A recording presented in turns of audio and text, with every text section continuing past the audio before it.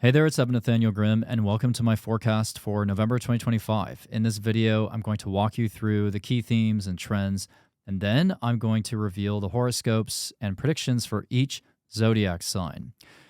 Now, in this video, I'm going to be more brief than usual. I'm going to keep it at about an hour, and this is due to, well, the Mars-Mercury conjunction we just had.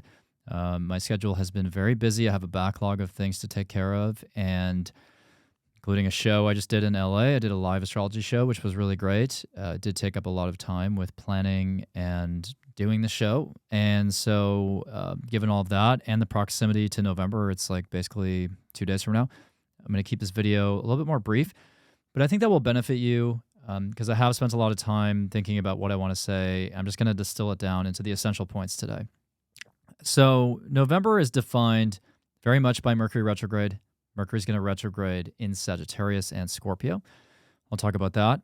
Another defining transit is Mars opposite Uranus around November 4th, and Venus square Pluto, Jupiter retrograde, and Saturn will go direct at the very end of the month.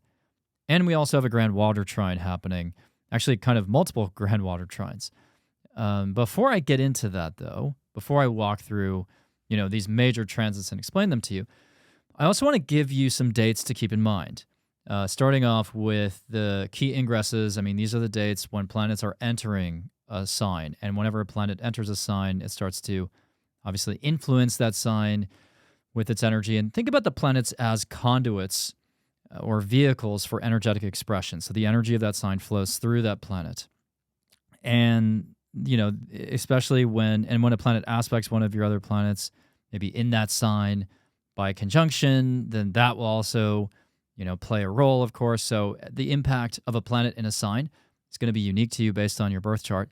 However, we can still, in this video, talk about the broad themes, right?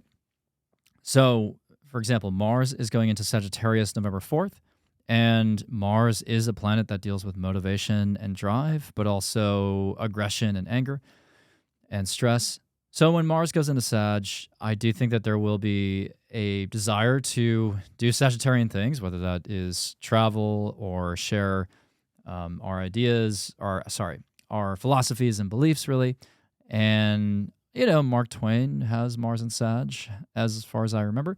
So I think with Mars and Sag, there is a desire for either exploration or humor or, again, just kind of being funny, sometimes being blasphemous and controversial even, but Mars in Sagittarius, I think, is a great position for Mars, even though it's not one of its ruling signs. It's very expansive, right? Because it's in Jupiter's sign. So anyways, Mars goes into Sag November 4th. Venus goes into Scorpio November 6th. Starting November 6th, with Venus entering the sign where it is in detriment, we do have these themes of maybe extremes, and a lack of moderation. Venus and Scorpio tends to be all or nothing with relationships. So some of you will go from, soulmates to sworn enemies in 24 hours. Hopefully not that extreme. But Venus and Scorpio tends to also have the gift of using one's instincts in a relationship and being able to kind of clairvoyantly see into the kind of what that partner is thinking. There is sort of a psychic energy between maybe you and someone else this month. However, also, sometimes these instincts can be misapplied with Venus and Scorpio, where we feel paranoid. Oh, are they cheating on me or something, when it's not true? So obviously, recognize where your intuition is leading you with someone else or in a relationship, but don't let it lead you astray. So Venus and Scorpio can also put a focus on money, investments, finances. I always think about Scorpio placements as operating from some sense of lack or betrayal, to be honest. Most Scorpios, or even especially Scorpio moons, right? They will feel this innate sense of either neglect or betrayal with the moon, especially early in life. And then with Venus and Scorpio, sometimes there can be a fixation on one bad relationship you had 10 years ago, and you project that into every other relationship. Or with money, there can be maybe not always a scarcity mindset, but there can be this desire for money as a means of power or control or influence. And so when Venus goes into Scorpio, you might find yourself drawn to well, maybe drawn to pay attention to at least the power dynamics that you're experiencing between you and someone else.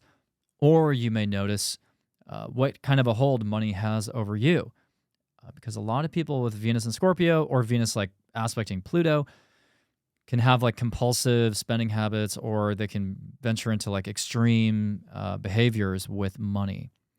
But again, it's not a bad transit. I mean, I have Venus in Scorpio, and I think it's been more or less good for me in the sense that I've had a lot of transformative relationships in my life. I mean, there's not a boring relationship in my opinion that I've had. I think it's like been sort of all in or not at all, and they're memorable relationships. So Venus in Scorpio can help you kind of alchemize something with someone else. Like there is an alchemy to the relationship where they transform you or vice versa.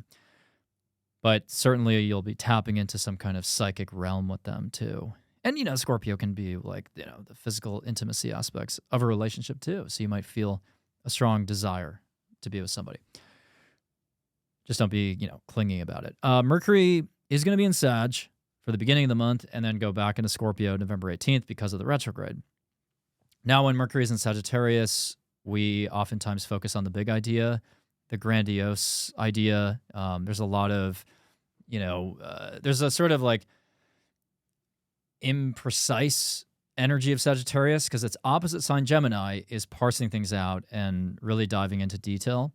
Sagittarius serves to elevate our perspective, raise the altitude, widen the aperture, whatever analogy you want to use. And when it's retrograde in Sag, though, it can be kind of this, this reckoning where we realize that our imprecision has sort of led us down the wrong path, or we have been totally lacking in details and specificity, and that has caused us to maybe misconstrue something, or we convey the argument incorrectly or the idea incorrectly. So during the Mercury, transit pre-shadow in Sag, followed by the retrograde in Sag, there is a feeling that maybe we've been a little too elevated in our perspective, and we need to kind of draw from our own sort of the Gemini within us, because every retrograde, I think, is exposing where we have gotten out of balance in that sign. And the way to achieve balance in astrology, there's 12 signs, remember, is to draw from the opposite sign. So when there's a retrograde in Sag, oftentimes it exposes a lack of precision, too much grandiosity. So let's channel Gemini. Let's remember the facts. Let's not just bloviate about some highfalutin philosophy that has no grounding. And then when it goes back into Scorpio, we're going to be investigating in a reflective way either our own psyche, the psyche of someone else in our life. We'll be investigating, period, like just something. Or we will take a look at the state of our investments. Scorpio has a very, investing-centric approach, actually, because Scorpio is about energetic exchange interpersonally, but that includes money, not just, physical intimacy or something, or psychic energy. So, yeah, I mean, Mercury going back into Scorpio is really going to help us get really into the emotional weeds. And I'm not saying weeds in a bad way. It's just we're really understanding the subtle and the subliminal in our lives. Like, oh, what did that person had a certain way of saying that the other week that made me wonder if they're lying. Or when I look further into the numbers within my bank account, I realize that my cash flow is not where it needs to be, or it is where it needs to be, and it's going to oppose Uranus, when it goes back into Taurus. So there's a very clear financial theme there. Venus enters Sagittarius November 30th, and that's at the end of the month, so it's not going to really play a big role in November. But on that last day, you might start to get out of the sort of serious, broody, scorpionic territory in relationships and just start to have a little bit more spontaneity and fun in the relationship and humor. Because Venus in Scorpio can be very possessive and obsessive, and that doesn't leave a lot of room for levity. Uranus goes back into Taurus November 7th, so for much of the month, it is going to be back in Taurus for the final time in this cycle, and retrograde in Taurus for the final time as well. So when Uranus goes back into Taurus, this is going to highlight areas where, well, it's going to highlight the need to reflect on our personal values. You know, how have they changed since 2018 when Uranus entered Taurus? Do we still need to embrace our authentic values? Are we allowing social pressure or someone else or some other factor to compromise our values? Other people will be concerned again with their finances, the economy, currencies. What type of currencies do I track or invest in? And, you know, Taurus being the earth in a lot of ways, right? Fixed earth here and the land. Uranus back in Taurus could highlight, you know, some sort of, there could be some, I don't want to manifest this, right? But it does feel like kind of like an earthquake, right? It's like there is something where the land is fracturing, or it's just highlighting extremes in climate or with weather and stuff. But, you know, Taurus doesn't pertain to the weather per se, but I just noticed that Uranus and Taurus has sort of highlighted, you know, sudden shocks to the earth. So it's probably more of a seismic thing. But if I was betting on it, I would say Uranus retrograde in Taurus is more a reflection about, again, money, currencies, and, you know, your own values. The sun goes into Sag November 21st, by the way. So at that point, we're focusing on where we can elevate, you know, our perspective, broaden things, take in a wider view, which is fine at that point because, you know, we've already had Mercury retrograde in Sag, so we have already seen the pitfalls of Sagittarius and where we have lost sight of the details. So once the sun enters Sag, we're going to want to express ourselves through, again, expanding our perspective, maybe traveling, exploring other cultures and countries, and so on. However, travel looks like a nightmare this month, and I'll explain why in a second. In terms of the dates for when planets are retrograde or direct, Mercury stations retrograde November 9th. At that point, you want to do all the usual things during Mercury retrograde. Expect to be reflecting on at least the past 3 to 4 months since Mercury previously retrograded, reflecting on all unfinished business, incomplete projects, conversations that you didn't get closure on. Certain signs might reflect on past relationships and like go back to an ex, but that's only a subset of the signs, which I'll explain in the horoscopes. And it's not that you can't sign contracts, but you have to do so carefully. It's not that you can't make purchases. Obviously, we don't want the economy to plunge into a recession 3 to 4 times a year. It's just that you have to be more, you know, you have to do your due diligence, as they say. And remember, the retrograde is an opportunity to look back and not overlook something that was really valuable. Maybe there was a piece of information that you needed. There was a conversation that you had to revisit. There was an idea that's just been sitting there, and you pick it back up, and it ends up being your next business idea or your next song or something. Then Mercury stations direct again, moves forward November 29th, at which point we're in the post-shadow phase, but we can at least start to expect life to kind of, or like our daily activities are going to kind of hum at their usual speed, more or less. Although, you know, in the days after it goes direct, the Mercury's still moving slowly, so it is going to take a few days. But eventually, you know, heading into December, you will be operating at your usual pace and speaking as clearly as ever. Jupiter stations retrograde November 11th in Cancer. Jupiter retrograde in Cancer is really an opportunity to take stock of your blessings and really to be grateful for the people who are closest to you and the support they've given you. I know a lot of Cancers have been complaining to me that like Jupiter hasn't given them luck. Well, first of all, oftentimes the luck comes after Jupiter retrograde in the sign, but even so, the year has not been as bad as you think. I really believe that. And you have had an abundant year probably with concern to Cancerian things. So maybe you had family over and you hosted them for a week and it was actually pretty illuminating. You know, because Jupiter really gives us perspective. So like maybe your mother came to visit and you saw how she treats your own kids and that gives you a perspective on your childhood through that experience. Like that is that's a Jupiter and Cancer, phenomenon. Other people will just be, again, grateful for the help and support they've been given from whoever they deem to be family. But Jupiter retrograde in Cancer is also, I think, a reflective period for people regarding, do I want kids? Do I want to start a family? Do I want to expand my family? I do think a lot of people will be grappling with those questions.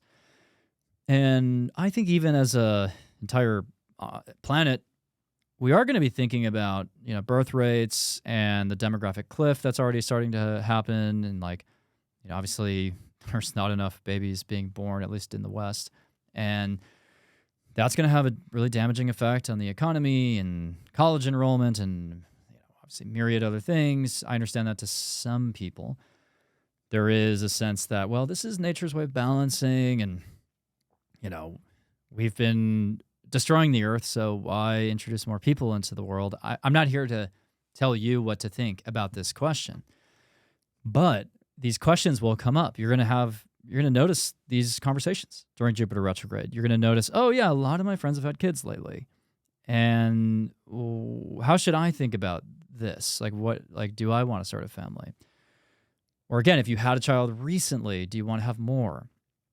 Or if you are a university president, how do you deal with the demographic cliff?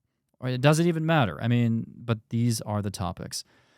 Saturn stations direct November 27th in Pisces. At that point, all signs should have a clear sense of what the long-term goal is in the Pisces house of your chart.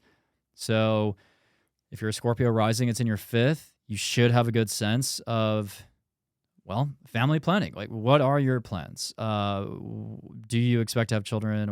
Or in the 5th house, could it be, something creative? Do you want to actually work towards this creative project or not? If it's in the 9th house, if you're a Cancer rising, this is about solidifying your knowledge in something to a point where you can be a thought leader and a teacher in that field. But when Saturn goes direct, we're not reflecting on where we need to improve. We're not reflecting on our long-term ambitions as much. We are focused on, we know the assignment, so we're focused on what we want long-term. We're dedicating a lot of energy to that. So that's going to be a really powerful pivot, especially for Pisces, obviously. So, and for anyone with Saturn in Pisces, your Saturn return is starting to enter the closing stage, although it won't fully end until February. So now I'm going to talk about first Mercury retrograde, and then I'm going to walk you through the day-by-day transits. So stick around for that because, the day-by-day, November 4th, which is election day in the U.S., is looking pretty nuts. But I want to start off with Mercury retrograde because, this is the headline, right? This is what everyone is going to be focusing on, and for a good reason. So let's provide context on how we got here.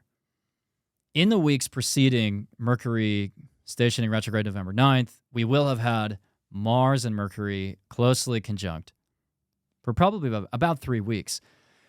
And nobody is more qualified to talk about Mars and Mercury aspects than me.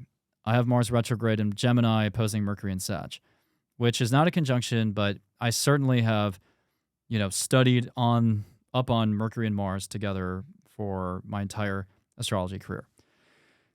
And what happens when Mars and Mercury dynamically aspect each other, whether it's an opposition, conjunction, or square, there is this rushed feeling of always having to accomplish more things.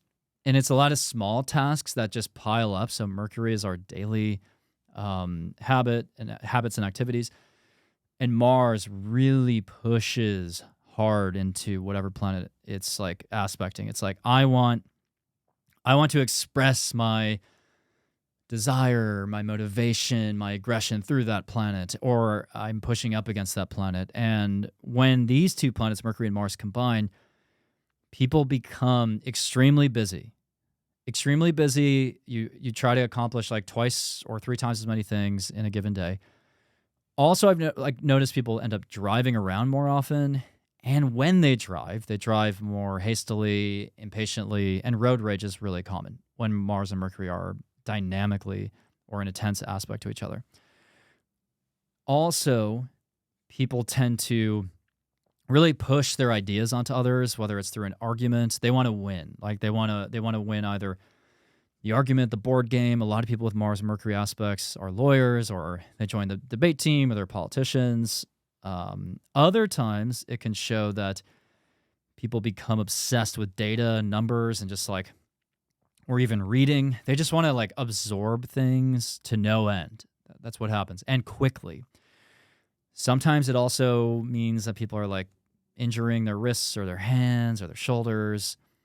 But, you know, in my experience with these placements, whether I'm reading for a client or for myself, you know, the Mars-Mercury conjunctions can also be very gifted at sales, marketing, advertising, persuasion, like media. Like think about Mercury as like information. And with Mars there, you know, you can really kind of have this infectious sense of passion about what you're talking about, and then other people become passionate about it. So a lot of teachers will have this as well. All of this to say, we've had Mars and Mercury conjunct for a couple weeks now because Mercury has been slowing down. And what that means is people have been busy as hell. Like people have been super like packed. Their schedules have been packed in. So why does that matter? Well, we're coming into this Mercury retrograde on the heels of that alignment. So many people have been overbooked, way too busy. And so think about this retrograde as an opportunity to really slow down. I mean, just slowing down is going to benefit you more than probably any recent Mercury retrograde. However, there's a little bit of whiplash to that because you've been moving so fast. And maybe it's like been fun. Maybe you've just been like talking to a bunch more people, like, you know, texting, calling, walking around the neighborhood. But that means that the Mercury retrograde is going to be all the more, you know, sort of contrasting to that. So just keep that in mind. But it's going to start with the retrograde in Sag on November 9th. And again, I think what this means is that people are going to reflect on where the big idea they had was like misconstrued or too generalized, and that they need to get back into the details. And you might even apply that to like a religious belief or a philosophy, or you're in an educational environment already and your ideas are just kind of tested in a bigger way, or they're scrutinized. So the Mercury retrograde in Sag for the collective, I think, is going to also really wreak havoc on the travel industry. And we're going to see a lot of delayed flights, a lot of canceled flights. And against the backdrop of the government shutdown, I mean, let me even like just research that quickly. Is the government still shut down? I'm always like worried that I'll film this and it'll be open again. Yeah, it's still shut down. 29 days. 29 days. So amidst the government shutdown, you know, I wouldn't be surprised if air traffic controllers, other employees at these airports are protesting or, you know, going on strike. I mean, so all of that could really stymie travel. So I'm expecting the beginning of November, and particularly the Mercury retrograde and Sag portion of the retrograde. So that's November 9th to 18th. I'm expecting that to be particularly chaotic with regards to travel.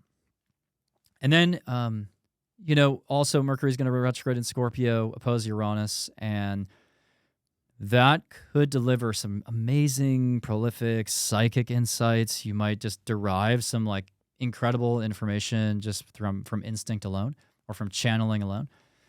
Some of you will investigate the inner workings of a tech platform. Some of you will just feel a little bit scatterbrained during that time in mid-November, but your mind is also going to make connections to this disparate array of ideas.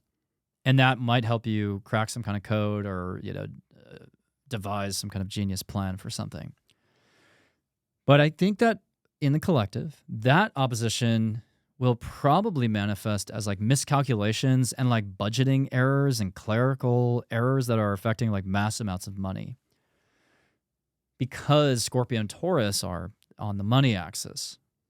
So to me, Mercury opposite Uranus with Mercury retrograde is like this big blunder where I don't know if it's like a budgeting office in a municipal government, federal government, but I feel like money is either going to disappear or someone just in a very clear position of power just sort of either intentionally or otherwise fudged the numbers. But also I think it could be about like a sudden impulse to make a large purchase for some people and maybe regretting that large purchase. So I'm not saying you can't buy anything during a Mercury retrograde, but during the November 18th timeframe, when Mercury is opposing Uranus, really be cautious about, just deciding very randomly, spontaneously to make a big investment.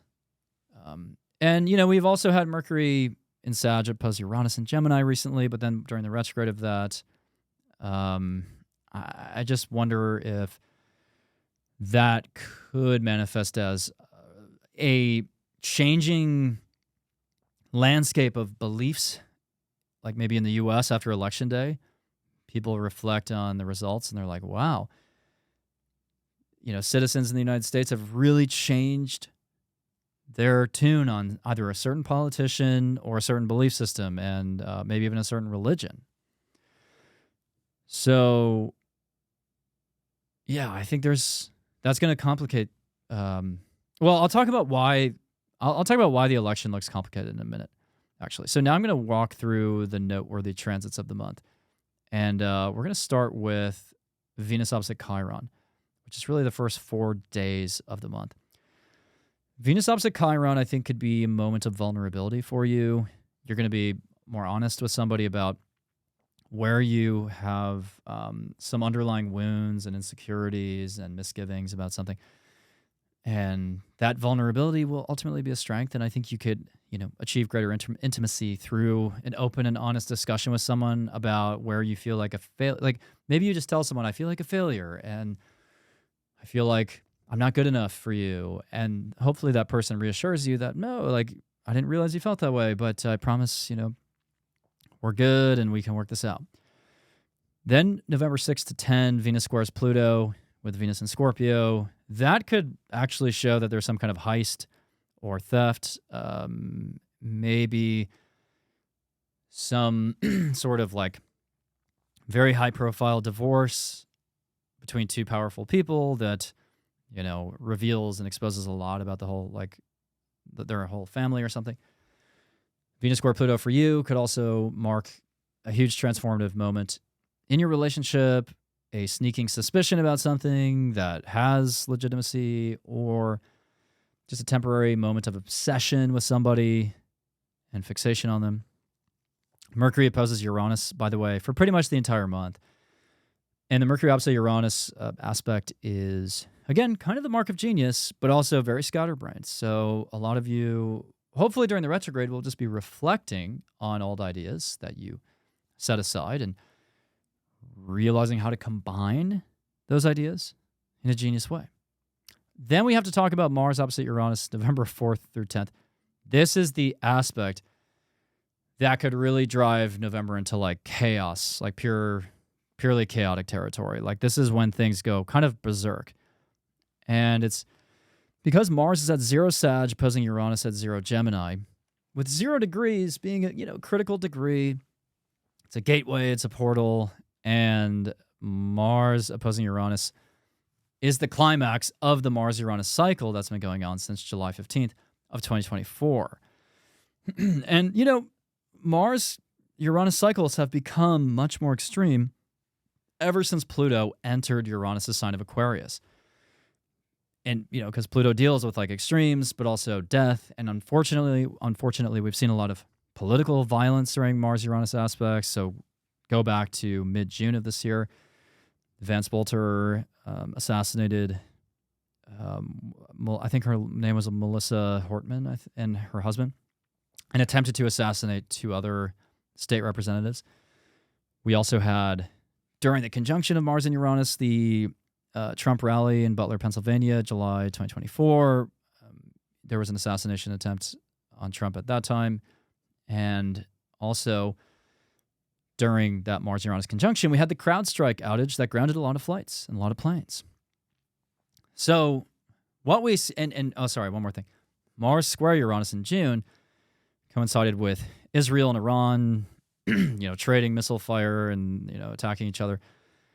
And we also saw, though, the ignition of the No Kings protests in the U.S. So, Mars-Uranus aspects can also bring about activism, and, that basically gives the people a voice. But I've noticed that since Pluto entered Aquarius, the Mars-Uranus cycle has primarily manifested in terms of just the main headlines we remember. We've remembered all those headlines, but very much it has followed it's created a disturbing trend of political violence. It's not just about activism. So when I look at the Mars-Uranus opposition that's coming, it's happening on November 4th exactly on Election Day. And there's many elections, but the New York City one is the one that I am the most concerned about. And the reason is because when you look at the astrology of the candidates, that just increases the volatility. So Mamdani, the lead mayoral candidate, has Mars conjunct Mercury in Scorpio and is a Libra sun.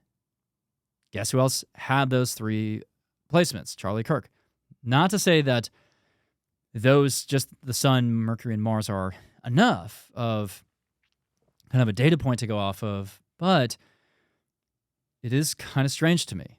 Because when people have Mars conjunct Mercury in their birth chart, oftentimes, again, they can be very gifted communicators, but sometimes their words can really incite strong reactions. And by the way, this video is not a political commentary video. This video is purely talking about the astrology and how it lines up and what the trends are. So what I'm saying with all this is because of Mamdani's aspects in his chart, including his Aquarius moon square Pluto, there's a lot going on there. There is some volatility potentially on Election Day, but also, let's not manifest chaos. It could just be that Mamdani wins, and that is kind of representative of the Mars-Uranus opposition, because it's kind of representative of a politician who's younger, who has new ideas, or at least who has ideas that are ambitious, and he's also challenging the status quo, which is very much in his destiny because he has Uranus conjunct the North Node. But to me, the New York City election is one of the most important global events of this month, just by looking at the astrology. And I could talk about that for way, way, way longer, right? For at least another hour. But I only have so much time today to devote to this video. I will simply tell you one more thing about this, which is that Mamdani also has the South Node conjunct Sirius, the fixed star, the spiritual sun, the brightest star in the sky. I've noticed a lot of people with their ascendant or South Node or moon on Sirius. I notice a lot of them can have overnight success, but it doesn't always last long term. But Mars will conjoin Mercury Retrograde November 10 to 15. I just think between November 4th and 15th, there's a lot of travel-related drama. And with the Mars-Uranus cycle, it could even be that there is a cybersecurity incident that either affects an election or it affects air travel. So maybe it's like the CrowdStrike event where it's just grounded planes or pilots not knowing how to coordinate schedules with everyone.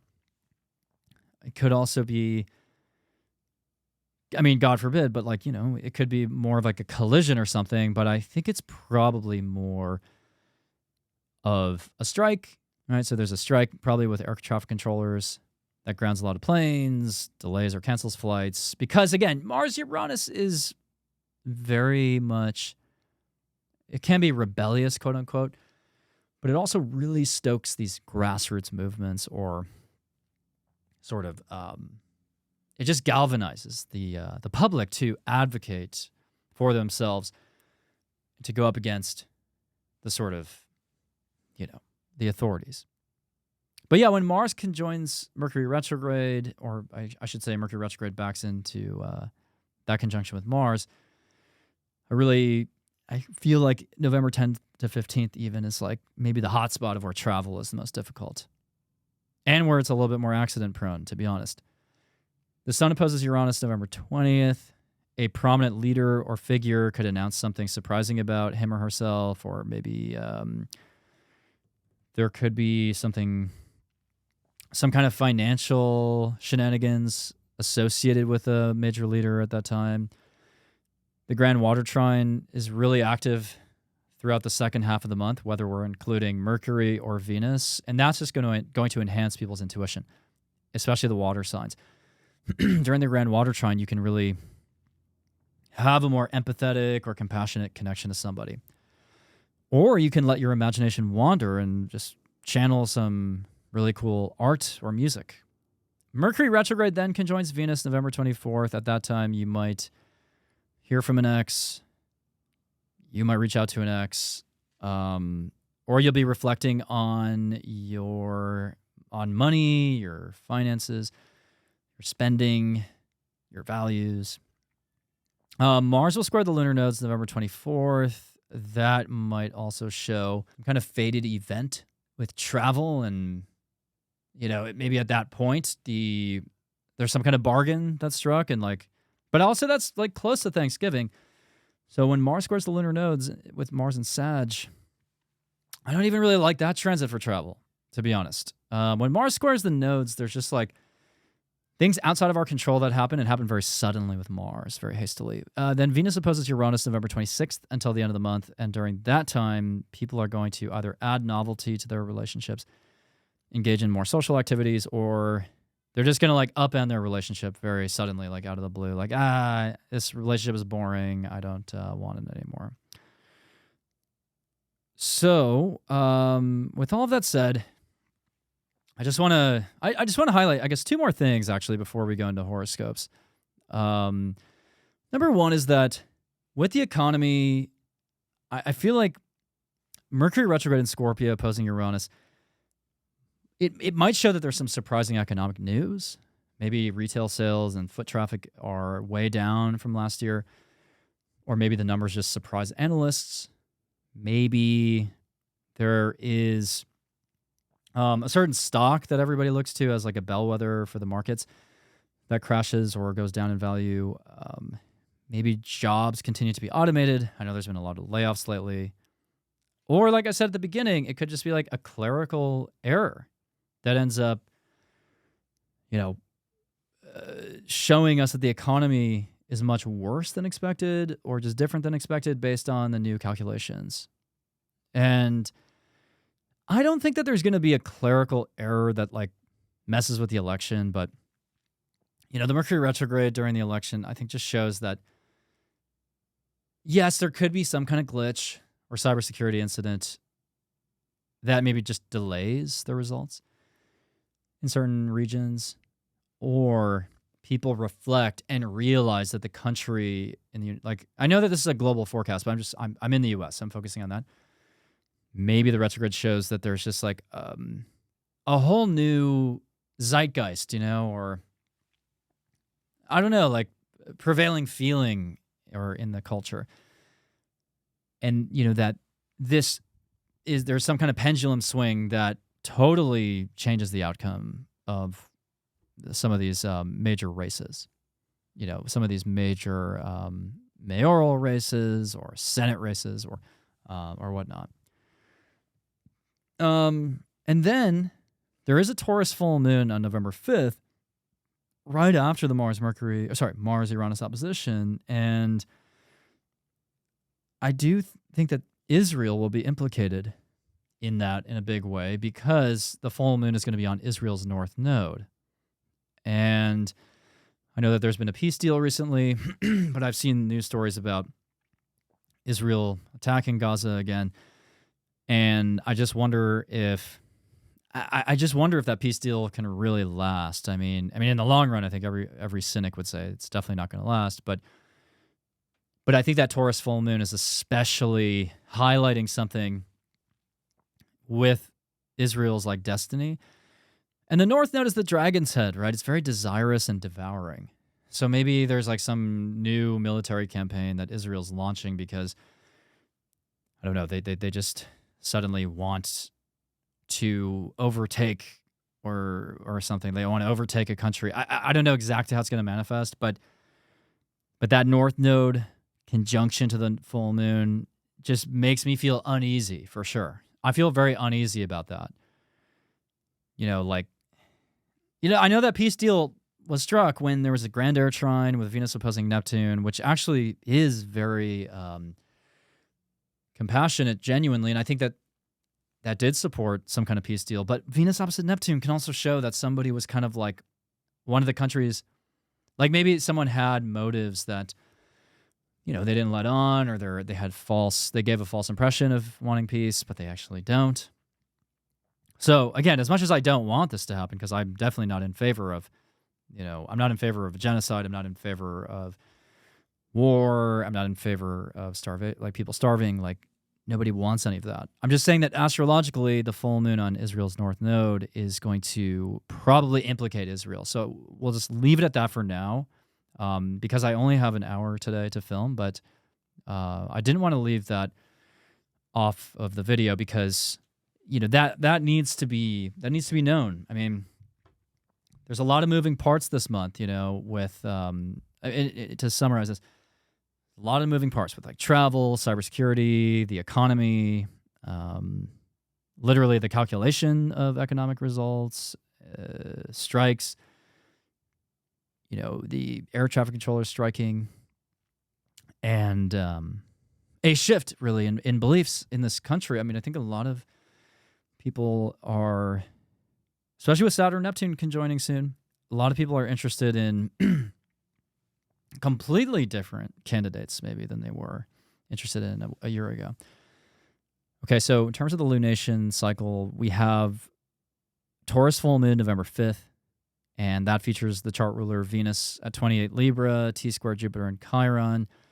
However, Mars is in Sag opposing Uranus by that time, and Mars is conjunct Mercury. I think tensions are really running high on the Taurus full moon, especially tensions that are stemming from, I actually think they're stemming from an ideological radicalization.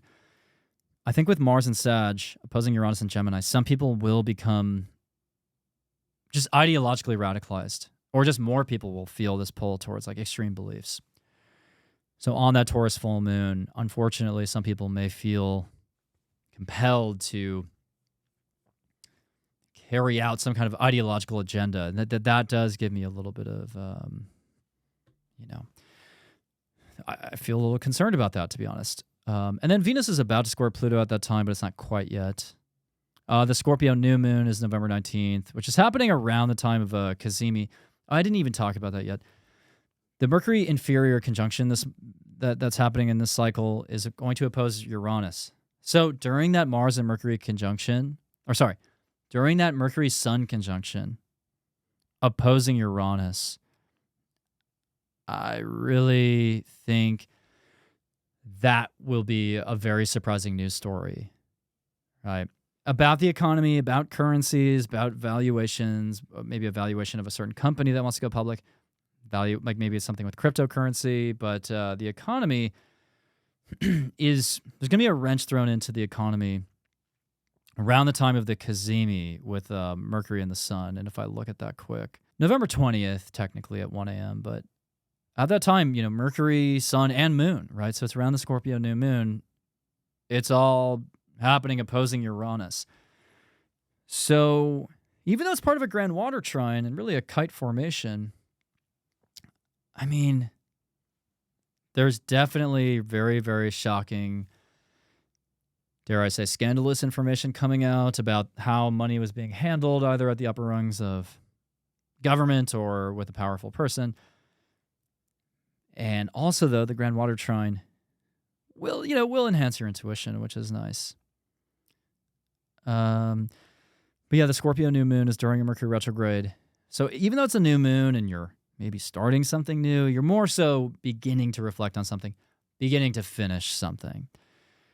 After or right during the moment when you receive surprising information or a surprising download, that's what's going on there. And the chart ruler Mars is near Antares, but not quite. 1 to 2 degrees off. And Mars conjunct Antares, though, brings out this sort of warrior's energy and spirit. It's like people are willing to fight for their beliefs. So I don't know if it brings up like religious conflicts. And I've been predicting a religious war next April 2026, like really to break out. But we might see some rumblings of that already. Then Mercury retrograde, again, being conjunct that sun and moon. It's showing that on this new moon, you have a lot of clarity about something from your past, someone from your past, an idea from your past. You're diving into it more deeply with Scorpio and, again, connecting various trends or other ideas together in order to kind of concoct this genius strategy for moving forward in the Scorpio house of your chart. And again, there is a grand water trine at that time. So you can rely on your intuition. It's not all fact-based. You're kind of blending and you're hybridizing, I guess, your intuition and your analytical mind. And so let's go into the horoscopes, though, in the interest of time. So we'll start with Aries and, as always, work our way through to Pisces. And again, I only have so much time today, so you're not going to hear a very complete horoscope. So I want to temper expectations there. But I'm still going to give you like the fundamentals. If you want more details about the horoscopes, you'll have to, subscribe to my Substack. The paid channel will include horoscopes for every single new and full moon. And I do live readings through my Substack as well. And so I think there's a kernel of truth to everything I'm about to tell you. But admittedly, we're not going to get into this, the critical level of depth. I do get into the critical level of depth in my 2026 horoscopes, which are releasing in a few days. Those videos are they're about 2.5 hours on average for each zodiac sign, which adds up to about 30 hours of content. So my projections for the year ahead are very thorough, very detailed, and those are going to be $20 per sign with 20% off. Yeah, 20% off if you get more than one video. Those videos, by the way, the prices have not changed on those videos for the whole time I've been doing these horoscopes. Started them 2 years ago at $20 per sign. At that time, they were only 50 to 60 minutes per sign. Last year, they were an hour to an hour and a half per sign. This year, they're 2.5 hours. So adding a lot more content and valuable content, but I'm keeping the price the same. So definitely download those videos and look out for the announcements on my Substack and Instagram about that. Because, I'm very, very proud of those videos, and it is the biggest undertaking in my astrology career. So very, very excited to reveal what I think is, it's a bigger year than 2025 even. It's a bigger year. So you want to be ahead of the curve for sure. All right, so the brief horoscopes. The Taurus full moon for Aries is a change either in income, salary, values, or buying, selling possessions. Maybe just having a nice night at a restaurant or some kind of indulgent evening. Venus rules it from the 7th. So some of you are mending a wounded relationship by sharing your vulnerability and also confirming your alignment of values, or splitting up after realizing your values are not the same. Mars and Mercury are on your 9th. So travel wisely. There's some stress you could experience while you're traveling, but you can still travel, but I wouldn't overbook yourself for sure. And other areas are just, fighting for their beliefs. And, take time to rest because you still have, Neptune and Saturn in your 12th. All right, so then the Scorpio new moon, November 19th. This is in your 8th house. So with an 8th house new moon during a Mercury retrograde, you're beginning to reflect on finances, investments, shared resources, reflecting on your own fears, your own subconscious, your psyche, but really getting into the weeds with the state of your investments. Or maybe even being able to psychically kind of feel things out in a relationship. And the chart ruler Mars is in the 9th. So some of you are reconsidering whether to invest in a trip or a long-distance journey or educational pathway. Pluto, the other ruling planet, is in your 11th. So maybe you are investing in technology differently, or You are finding out a secret about a friend.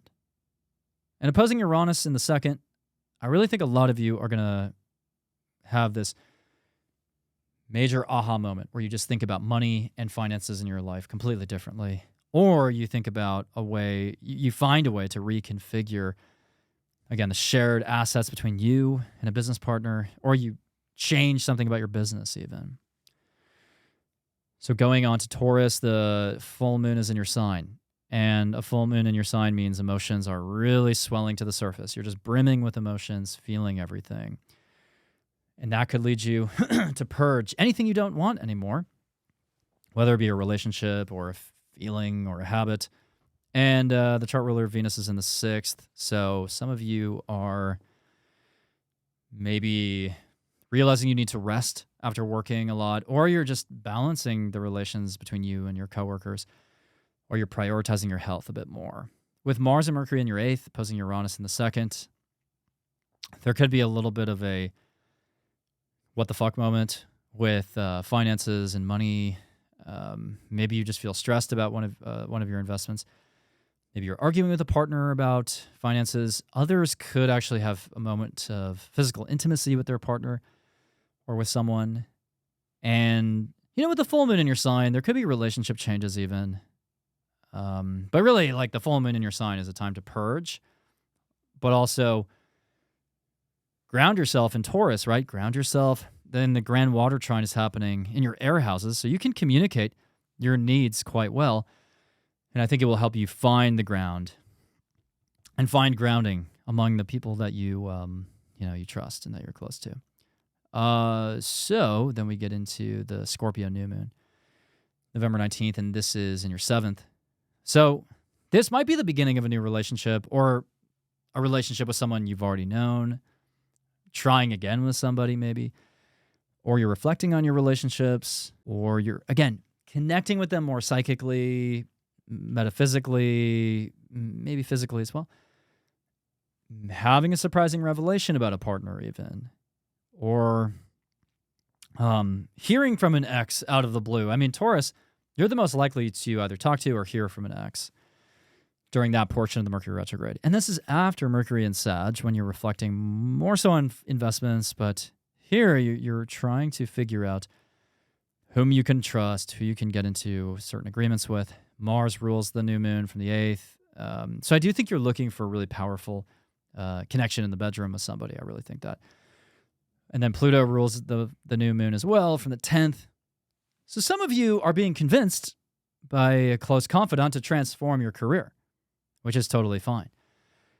Like maybe you're a Taurus who has been a content creator for 10 years and now you want to become a doula or a midwife. I mean, that would be just a random example. But again, Taurus, this month you're able to communicate your needs. You're able to convey your emotions quite well. And I think that will really help you, you're going to understand like who your true allies are, who's willing to show up for you. Gemini, the Taurus full moon, November 5th, that is going to be in your 12th house. So 12th house full moon is usually a time to focus more on recuperating, restoring energy, maybe get out a dream journal. You could have some really vivid dreams, connections to spirit and source that are, I mean, you're always connected to source, but just some especially profound revelations.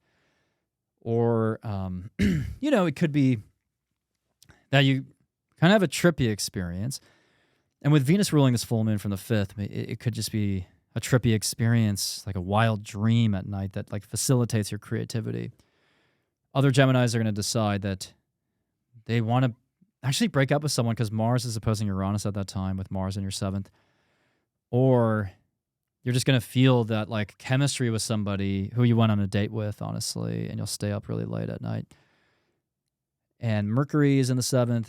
So a lot of you are sorting out or hashing out some major arguments with someone close to you. And a lot of Geminis are fighting with close friends or a partner, which is maybe not always easy because you have Mars in the house of open enemies right now. But, hopefully you'll work it out. You're asserting your independence and all of that. So then we go to November 19th. Scorpio new moon, and this one is in the 6th. So with the Scorpio new moon in the 6th, there might be a new work assignment that you take on, a new approach to health, but maybe you're also just finishing a work project. Maybe you're finishing, health regimen, or you're reflecting on health. You're starting to pay closer attention to the symptoms you're experiencing. And with the opposition to Uranus, you just have a sudden insight about your health. And you're like, damn, I got to take care of that. Also, with the Grand Water Trine happening in your work houses, 2nd house, 6th house, 10th house, the work you're doing right now could be more creative, spiritual, healing related. A lot of Geminis are either healing themselves or pursuing health through their career, like a healing profession. And then Mars is in the 7th still. So you're contentious right now with some of your close allies. Pluto is in the 9th. So some of you are transforming your perspective on your health because of that. So now we go to Cancer. Taurus full moon is in your 11th. So that's a social time. That's a time where maybe you're throwing a party. Maybe you're going viral on social media. Maybe you are breaking things off with a friend. Maybe you are getting into politics, conveying your political opinions. Maybe you're having a revelation about technology, how to utilize that technology. But I think for a lot of you, it's a social time. This is a social full moon. Have a party. If you make content, push some kind of content out there on the full moon, it probably will go viral. And Venus rules this from the 4th. So maybe you're decorating your home to host a party, host people. If I were a Cancer, well, I'm a Cancer rising. I mean, I would plan to throw a party around that time. Mars and Mercury are in the 6th, though. So you've been overworked. You're working a little too much. It's having an effect on your health, and you got to maybe slow down a bit during the Mercury retrograde that follows. So Cancers, I think you've experienced some bodily stress in the last few days or weeks, especially when Mars goes into the house of bad fortune there. So just, I'm not telling you not to go to the gym. But I'm saying don't just work. Maybe have time for the gym, have time for your creativity, and then tackle whatever health symptoms you're having, like make sure stress isn't taking a toll on your body. And then we go to the Scorpio new moon on November 19th. This is in the 5th. This is a great new moon for you because it could show that you're going on a date with somebody, maybe a date from somebody you used to hook up with and you're with them again. Maybe you're starting to complete a major creative project. Maybe you're just realizing that you have to allocate more time to your creativity. And other people might post something even on this new moon that goes insanely viral. Also with the Grand Water Trine in the 1st, 5th, and 9th houses, you're really embodying this water energy right now, this intuition, this mystical sensibility. You're building a psychic bridge to somebody, or your emotions are helping you connect with someone, maybe in more of a casual situationship. But like you're feeling pretty romantic, I think, towards the end of November. And some of you are committing to a long distance trip, I think, when Saturn goes direct. All right, so Leo, this is in the 10th. The Taurus full moon, So the Taurus full moon, November 5th, is in the 10th, and this could be a major career transition. I think a lot of you want to do something different in your career, or you just want to prove to people that, hey, I'm ahead of the curve. I'm doing something novel and unique. So that full moon could be that proof of concept. We're like, yeah, I'm using AI in a cool way, or I am justified in pivoting to this other job, or I'm doing something publicly visible, like you're just, very visible at that time on the full moon, or you're having a revelation about a parent. You're like, oh, I didn't realize this about them, or you just think about your parent very differently. Venus rules this in the 3rd. So a lot of you are communicating something very publicly and communicating in a very diplomatic or artful way, publishing maybe something creative. And Mars and Mercury in the 5th. So if you feel stressed as a Leo right now, channel that into your creative self-expression, and others will be highly motivated to, engage in romance. So then we have the Scorpio new moon, November 19th, during Mercury retrograde. I think for many Leos, this is about reflecting on where you'd like to live, reflecting on investments you've made in your home, repairing things in your home, maybe speaking with family members you hadn't talked to in a while, especially a parent. With the opposition to Uranus, a parent could even reveal something kind of shocking to you. So you're finding out some surprising things, either about parents, family, your own prospects to become a parent, or you're investing in your business differently, investing in a mortgage differently. Mars rules this new moon from the 5th. So this month is not without its creative risks in a good way. You're taking risks in your creative life.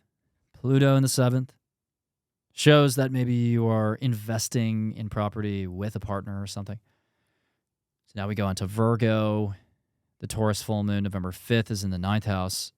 So that could be a sea change in your perspective, your philosophy, the completion of an educational path, or you're sharing wisdom with people. You're maybe even publishing something. A lot of Virgos that have like a media-heavy schedule this month, or communications-heavy thing. So if you're trying to do anything comms related, social media, a book, a course, publishing, marketing, advertising, this is a great month for you. So the Taurus full moon could even show that you're coming back from a trip. It's ruled by Venus in the 2nd, so some could have a sea change in their values as well, or their perspective on money. Then you have Mars and Mercury in the 4th, opposing Uranus in the 10th. A little bit of chaos and tension at the home or with parents. But I think you can resolve it by reflecting during the Mercury retrograde. Once we get to the Scorpio new moon, November 19th, your all systems go with like communication. You're communicating very heavily, frequently about the past, picking up past ideas, talking to people from your past, reviewing ideas that actually had a lot of potential, sharing them with the world, teaching people, again, publishing something, looking at, like, really just diving into anything media or content related that you're doing. And with a grand water trine in your social houses, like Taurus, I think you're communicating your emotions quite well, and this could clarify the state of your relationship, especially when Saturn goes direct in your 7th.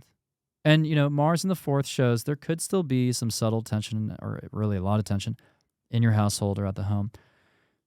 And maybe it's I don't know, an investment or money-related thing. And with Pluto in the 6th, you're going to have a very, kind of like Geminis, you're going to have a very different perspective on your health as well. And I don't mean that in a scary or bad way. Or on your work. I mean, some Virgos are streamlining their workflow. All right, so now we have the Taurus full moon for Libras. This is in the 8th. This could mark a change in your investment strategy. Maybe you find a way to generate passive income. Maybe you pay off debt. Maybe you face some hidden fears and complexes. With Venus in the 1st, I mean, money kind of is on your mind in a way. And it could be that you're investing in new clothing, apparel, like you're changing your look. But I really think for a lot of Libras, the focus this month is on money in general because you have a lot of transits happening in your 2nd house coming up. So I think a lot of Libras want passive income. They want to pay off debt. With Saturn in your 6th, retrograde still, you've been working really crazy hours, but that'll change soon, I hope. Mars and Mercury in the 3rd, be careful while traveling. You could have some tension while traveling with somebody. Or you're overbooking yourself with travel. So maybe, sort of abridge your itinerary.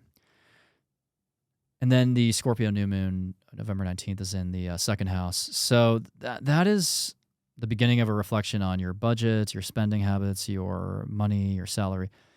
You could adopt a new salary, agree to a new salary. Maybe you will have a revelation about your finances and money, and your cash flow. But really, you're crossing your T's and dotting your I's when it comes to like your ledger or your balance sheet. And some of you will find a way to monetize something, or make money off of your creative efforts. But I'm hoping that by that time, coinciding with Saturn stationing direct, that you're not as much in the trenches with work anymore, and you can find a job at that time that pays well. That's kind of commensurate with your efforts, because I think a lot of Libras have been working themselves to the bone. And by that time, it's like, okay, I found my center again. I found stability. Others are reflecting on, values, obviously, and how that aligns with their partner. Mars rules it from the 3rd, so you're hyper-focused on the numbers and analysis of things with Pluto in the 5th. You are really intensely focused on your creativity simultaneously.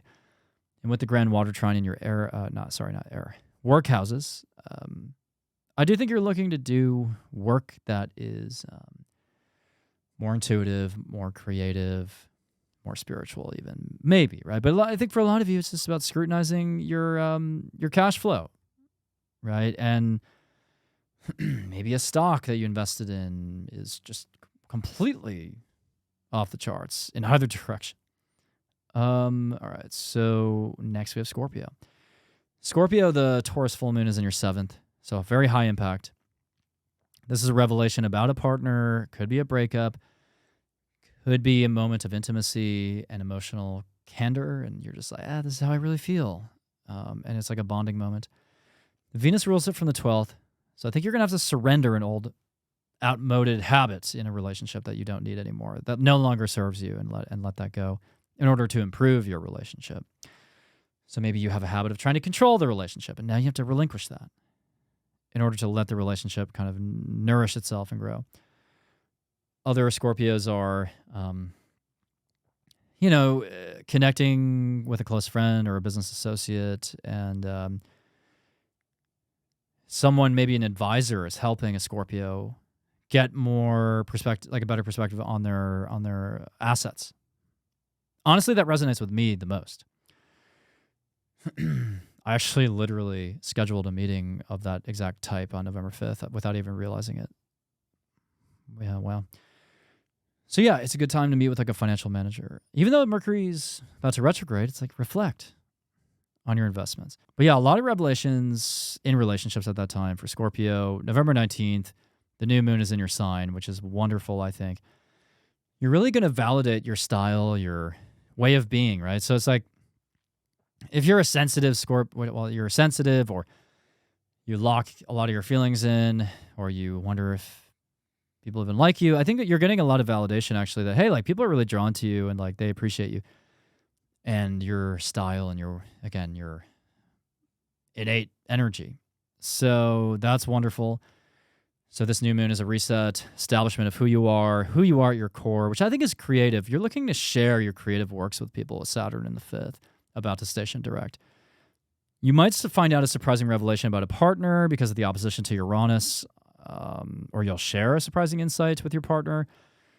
That could rock your relationship, but it could also, I don't know, some of you will just reintroduce novelty into your relationship. You're basically reflecting on what you need in your life in order to feel more authentic, right? You want to express just who you are as you are. And if you've been like restricting yourself like a fixed sign and just gathering momentum with one thing and fixating on that, I think you're actually, again, reflecting on everything that makes you great and embodying that and bringing that into the world. And again, if your relationship has gotten kind of boring, I think you can reintroduce novelty and excitement to it during this time. Unless the information that's shared by you or your partner is just so earth-shattering that the relationship is now untenable. And a lot of you are going to be attempting to make more money much more quickly this month with Mars in the 2nd, and that might be your area of focus. So now we have Sag. The Taurus full moon on November 5th is in the 6th house, and the 6th house full moon is really a time to, focus on your health, the state of your health, maybe to celebrate a health milestone or to finish a work project. Maybe you're experiencing a changing dynamic with your pet or something. And Venus rules this from the 11th. So maybe somebody in your network is helping you complete a project, or they're pointing out a better way to do to work, to streamline it with technology or something. But I think it's a health-related full moon for most of you. And then with Mars and Mercury in your first, opposing Uranus in the seventh, like Geminis, some of you are just fiercely independent right now, wanting to break up with a partner, you're just too impatient with them. You won't tolerate their bullshit anymore. Or you're looking to travel and explore a lot, or to compete, to channel this Martian drive. I mean, you're very dominant this month. You have a lot of energy. It's a question of how you use it. You know, like don't go berserk, don't say something blasphemous, don't go overboard, but absolutely advocate for your needs. And there's going to be a busy first half of the month for you, for sure. You're going to be very busy with work and maybe travel and just busy taking care of like everyday things. And then the Scorpio new moon is in the 12th, November 19th. This one is in the 12th, so much more reflective, isolated. Even though Mars is still in your first, you're realizing that you are moving so fast that you have to take a break sometimes. You have to meditate, journal, practice mindfulness, and just get back into your spiritual sensibility. And, just dream. Let your imagination wander. Some of you might have some of you might quote unquote crash out or have a little bit of a breakdown, but it'll be just the impetus for you to kind of like practice more mindfulness. And with Saturn about to station direct in your fourth, I think a lot of you are starting to establish a more stable household, or you just kind of have more certitude about like where you want to live. And the Grand Water Trine is in these intuitive houses. So maybe you're psychically in tune with something that's happening in your home, or you're changing the energetics of your home, or you're feeling really connected to or compassionate towards someone in your family. All right, so the Taurus full moon for Cap, it's in the fifth house. And the fifth house full moon is a time to be creative, expressive. Maybe this is when you're, performing something even in front of a crowd. Maybe you are going on a date, cutting things off with a casual partner as well. That could happen. But really, this full moon is a time for you to really champion your creativity, bask in it. And Venus rules it from the 10th, so you're ideally infusing this creative spirit into your career. Mars and Mercury are in your house of hidden enemies at this time, though, which I don't like. Sleep might be an issue, so get adequate sleep during this time. Your dreams could be very intense. These are just dreams, right? But the dreams could even be violent with Mars in the 12th. And with Mercury there too, you're probably going to be talking in your sleep a little bit. But also Capricorns, during that stretch, really use creativity as a healing force. Because with Mars and Mercury opposing Uranus and Uranus being in your sixth, that shows a little bit of a maybe lack of centeredness, and that could create dis-ease. But by channeling the creativity, I think that can help you harmonize within your body again. So, yeah, and, be careful with your words. I mean, if you go after somebody and, spout off at them, that's in your house of hidden enemies. So somebody could really undo some of your progress that you've made this year if you kind of mouth off to the wrong person. And then the Scorpio new moon for Cap is in the 11th. So for Cap, that is definitely a very social time, though. So the second half of November is actually very social for Cap, and I love that. I mean, you're talking with a lot of friends, communing with groups, and participating in politics or communities, maybe posting a lot on social media, also reflecting on friendships, reflecting on how you want to connect with people. So very social time with Mercury retrograde opposite Uranus. A friend could reveal somewhat surprising news to you, though. And then Mars is in the 12th still. So continue to track your sleep, get sleep. Pluto's in the second. Some of you might catch on to some kind of an investment opportunity when you go to a networking event, or someone in your network has a job opportunity for you, honestly. But I think for a lot of Capricorns, it's more of there's a lot of social buzz in the air there. And then the Grand Water Trine is in your social houses. So you're probably the most social coming out of November there. You're the most social sign, so really embrace that. and you're reconvening with old friends, maybe around Thanksgiving. Aquarius, we have the Taurus full moon November 5th. This is in your 4th house. So a 4th house full moon is a time where you are either, even though it's Mercury pre-shadow, maybe some of you are moving to a different home. Maybe you're having a revelation about family.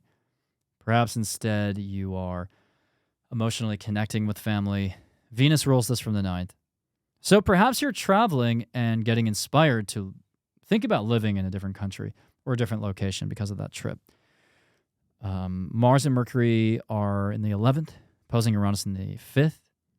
So there's a lot of arguments maybe happening with friends, arguments happening on social media, but you're also very mentally sharp at this time and willing to argue and state your case in front of a group, maybe in a political arena, social media arena, or something. You know, you could go to a party where you're just talking a lot with people. And with the 4th house full moon, some of you might have a change of heart regarding, I don't know, whether or not you want to be a parent. And then the Scorpio new moon, November 19th, is in the 10th, which can be really good. So the 10th house new moon is showing that you're starting to reflect on your career, starting to complete career-related pursuits. You're starting to think about reconnecting with a parent again, who you've become estranged from maybe. You're reflecting on just your job generally and like how you could make more money. Maybe you connect with an old CEO or boss or executive and they have employment for you. Mars is in the 11th still, so you're continuing to either compete on a team or argue a little bit with friends. And then Pluto's in the 1st, so if you start a new career, it is emblematic of your ongoing transformation of self. And then the Grand Water Trine is in your work houses. So whatever work you do, starting in late November, ideally draws upon the water element, meaning it's more creative, spiritual, healing. It's something that demands a little like emotional intelligence or something. And let's go to Pisces. So November 5th, Taurus full moon is happening in your 3rd. So Pisces, the Taurus full moon in the 3rd shows that you could be completing a book, whether reading it or writing it, educational track. Maybe you're having a heartfelt conversation, closing the loop with somebody. Maybe you're learning about the true state of your finances. Maybe you're having a conversation that's more intimate with somebody with Venus, ruling this new moon or full moon in the 8th. So with Venus in the 8th, you're not looking for superficial relationships. You're looking to connect with someone very deeply, whether it's physically, psychically, or maybe financially. And the 3rd house full moon shows that you could be releasing, a media or writing or communications related project into the world.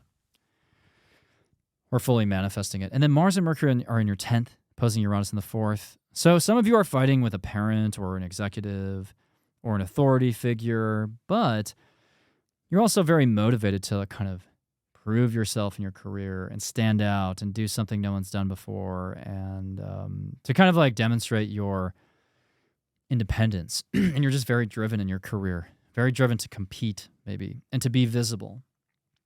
But there could be a shocking moment with a parent, for sure. And then we close out with the Scorpio new moon, November 19th, and this one is in the 9th. So Pisces, you're starting to reflect at the end of November on your beliefs, your perspectives, and whether or not you want to travel somewhere. Maybe some of you will have second thoughts about where you want to travel. Some of you will have second thoughts about what you believe. Maybe you're changing and shifting your entire perspective. Others are actually realizing that they still have work to do with like their educational journey. They want to go back to school. They want to learn a little bit more, extend their knowledge about something. And Mars is still in the 10th, so you're driven in your career. Pluto's in the 12th, so you're transforming kind of your spirituality in some respects, but also maybe tapping in psychically to past life karma. And then Saturn is about to station direct in the 1st house. So with Saturn stationing direct in the 1st, Pisces, by the end of November, I think you have a clearer sense of like what your roadmap is going forward. Like, what is your long-term plan, and what do you want to dedicate a lot of your time and energy towards? What do you want your legacy to be? And with Mercury, by the way, retrograde opposing Uranus in the third, some of you might just learn some surprising information that challenges your perspective, or you hear something surprising while you're traveling, or you have a spontaneous conversation with someone while you're traveling. Like, you end up sitting next to someone on the airplane, and you just talk the whole trip, and it's really fascinating. Okay, so I know it was a shorter video than usual. I actually went over my hour limit, but it is what it is. So remember to download the 2026 horoscopes when they're releasing in a few days. So download those, subscribe to my Substack to get deeper horoscopes, and to summarize the month ahead, there could be some economic shocks, miscalculation of figures and numbers that shows the economy is not doing as well as we thought. I just wonder if the administration is like straight up fudging the numbers. We could also see rampant inflation, lower than expected Black Friday numbers, travel snafus due to a cybersecurity incident or air traffic control strike because of the government shutdown. The New York City election looks kind of chaotic to me.